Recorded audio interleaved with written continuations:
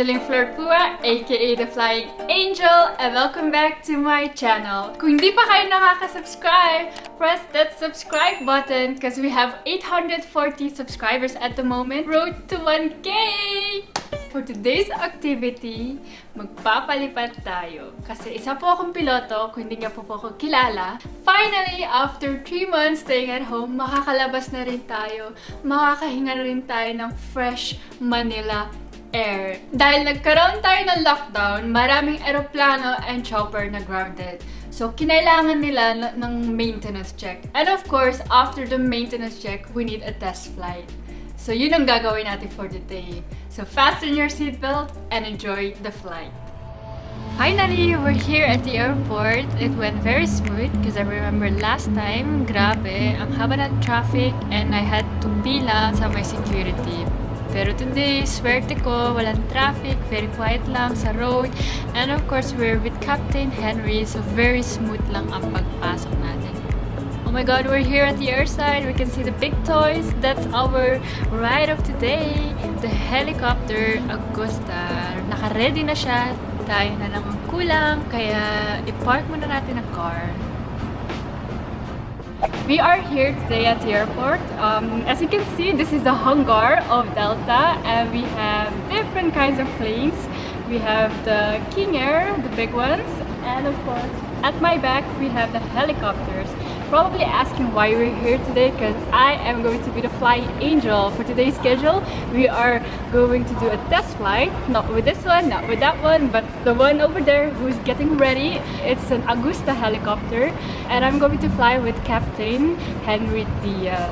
It's my second flight actually because my first one was a few months ago, just before the Corona lockdown, and we went to Baguio.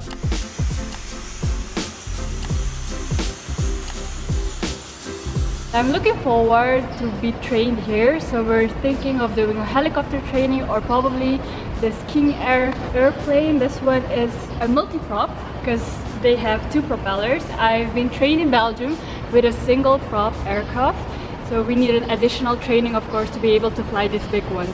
These are not actually the commercial planes like the Airbus or the Boeings, but these are the private aircrafts that we usually use for medical purposes or for cargo or private passenger. So guys, ito yung ililiparin natin today. Ito yung Augusta helicopter ng Delta. Galing siya sa maintenance, so we have to do a test flight. Probably we'll fly overhead around Manila Bay. Ayan din yung ginamit ko last time when I flew to Baguio. And also with the same crew. So, nag-double check lang sila bago natin i-fly, i-start off ang engine. Napapansin nyo, nakamask ako na yun kasi nasa labas tayo and we have to protect ourselves and protect other people as well.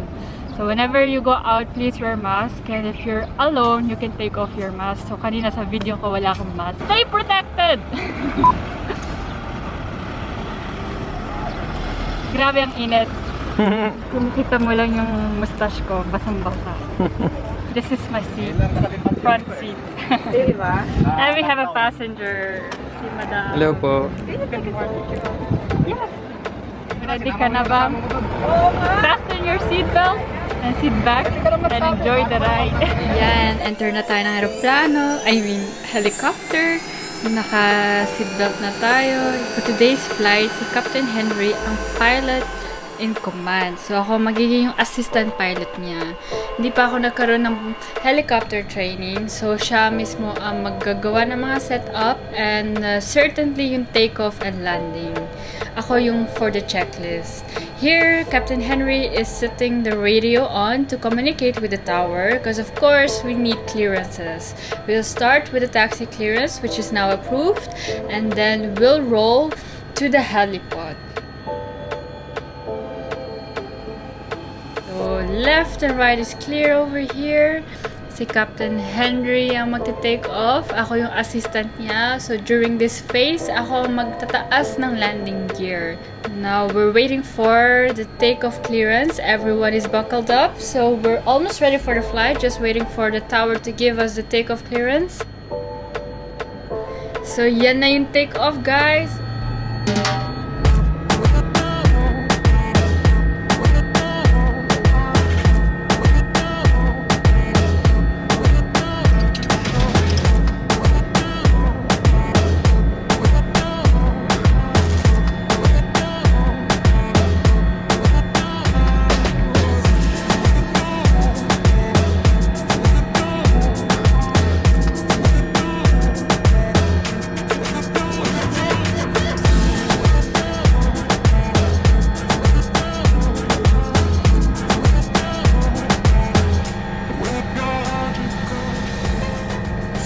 so now it's my turn to fly it.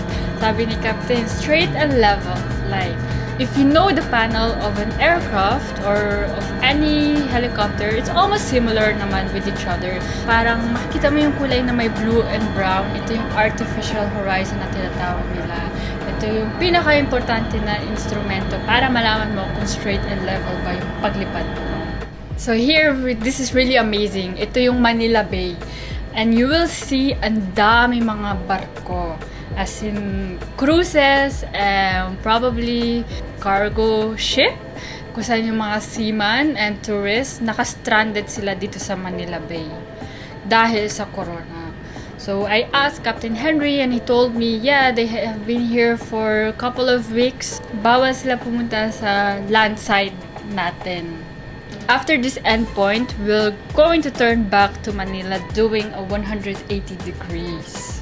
So yeah, we're about to enter the airspace back to the airport, and suddenly I have to give the controls back to Captain Henry because he's a pilot in command for the takeoff and landing. But I'm here to assist him kasi ako ang taga-baba ng landing gear, diba? Safe and sound on the ground, and we're going to taxi back to the Delta hangar. Hangar.